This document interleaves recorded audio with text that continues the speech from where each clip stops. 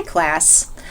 This video is to show you how easy it is for you to do your research for your informative and your persuasive speech, and if you need to do other types of research.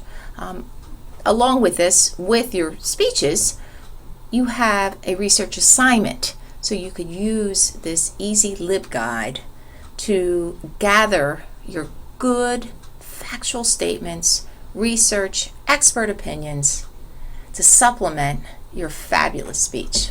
So let's see how we do this. In your nav bar, you will see a link, Library Guide to do research or LibGuide to do research, some type of research link to get you to this site. So all you do is click on this, and what you see is a LibGuide that's put together for COM 101. I put this together with our librarians, and you could see how easy it is to access research. You could do this at any time, 3 o'clock in the morning, 2 o'clock in the afternoon, and you can gather your good information for your speech.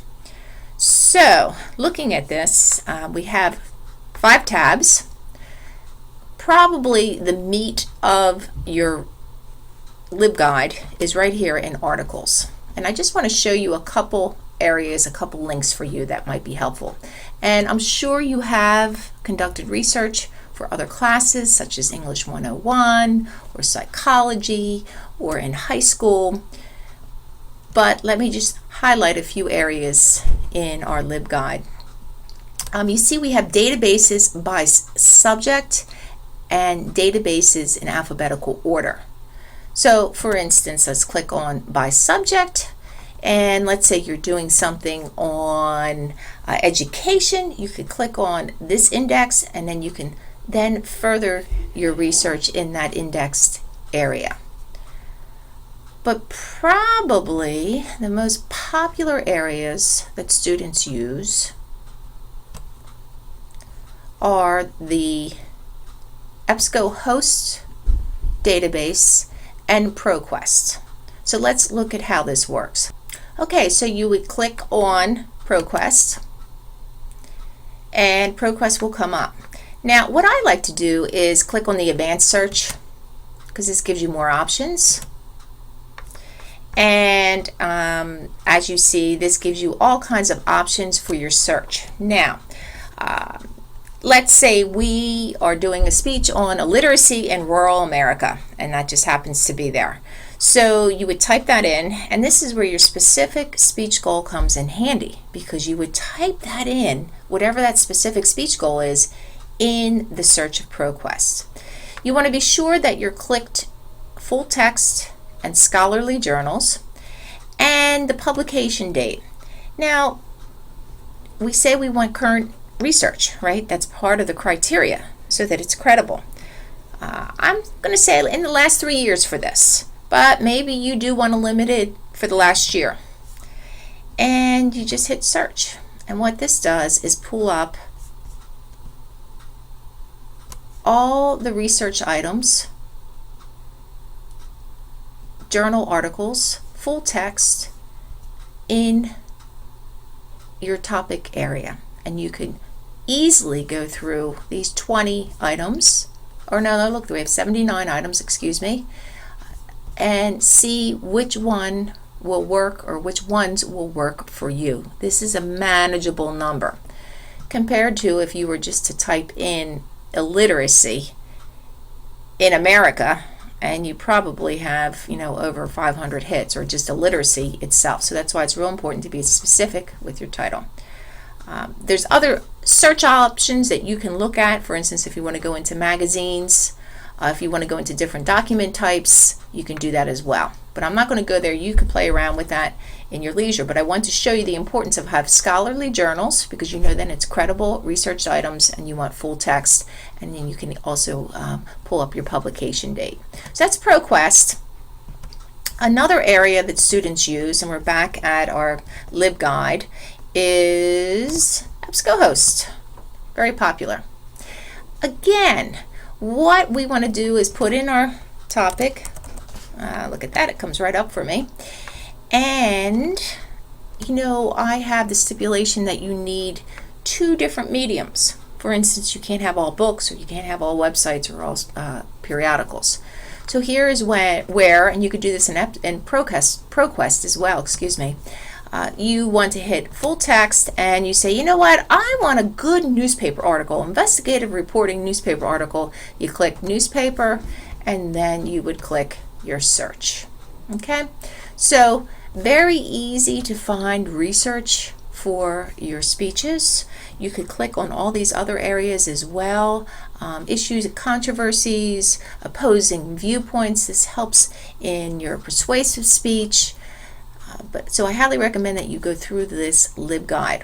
Also, in the next tab, our internet is a very favorite spot for students to do the research. But the deal about our internet is that you are the gatekeeper. We don't have an editor who says, yes, this is news, open the gate, disseminate it, or no, this is bias, this is not news. So what you need to look at is the California's CRAP test. As you see here, this is an acronym for currency, relevance, authority, accuracy, and purpose. And you are the gatekeeper to this website. I highly recommend that you watch these 2 tutorials, 2 minutes, quick, 5 minutes here, regarding evaluating websites and researching online for college students, not only for this class, but for your academic career with your other classes. You could use this information.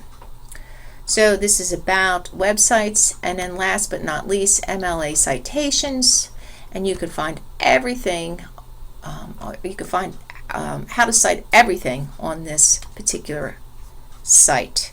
Examples of MLA, we see our different websites that you can use.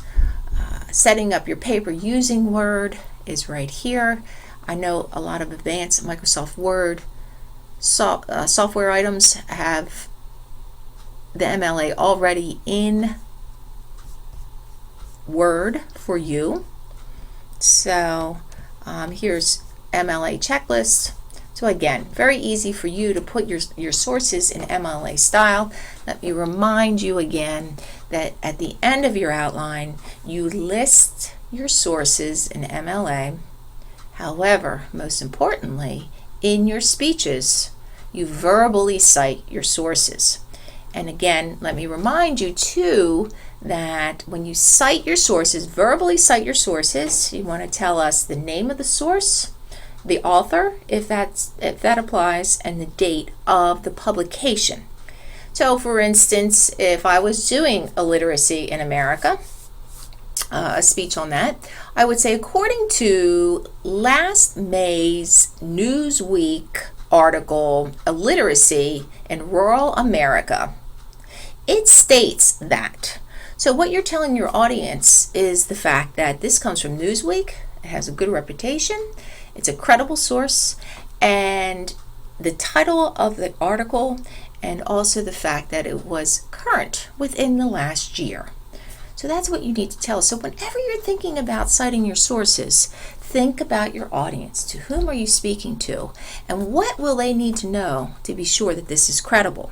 Sometimes you want to throw in the author's name. Sometimes it doesn't really apply. But what we do need to know is, where does it come from? It's not from National Enquirer. It's coming from a credible source. And I do want to remind you too, sometimes I get these questions. If I see an e-book online, is that considered a website or is that a book? That's a book. If you use ProQuest, or you're using your computer to gather your research from a periodical, that research item is considered a periodical. Okay, it's not a website. And then you see too, what is a credible website.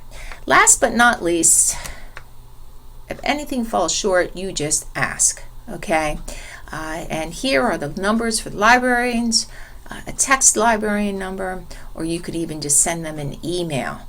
Make it very easy. I know with virtual students, sometimes you're not close to a hack library. Give them a phone call. They would be more than happy to help you. If you have any questions, you could tell them where you're at online in the system, and they would be more than happy. Or you know what, you could say, I just can't find this research on this item. How can you give me some hints or some ways, or some a good journal that would cover this information? So please don't hesitate to call our librarians. They're there to help you, and they're more than happy to help you. Okie dokie, so that's it for research. Again, remember, it's in your nav bar, and it's a link. It may say Library Guide to Do Research or LibGuide, but be sure to click on that and be sure to use that for your informative, persuasive speech and other items that you need research. Good day.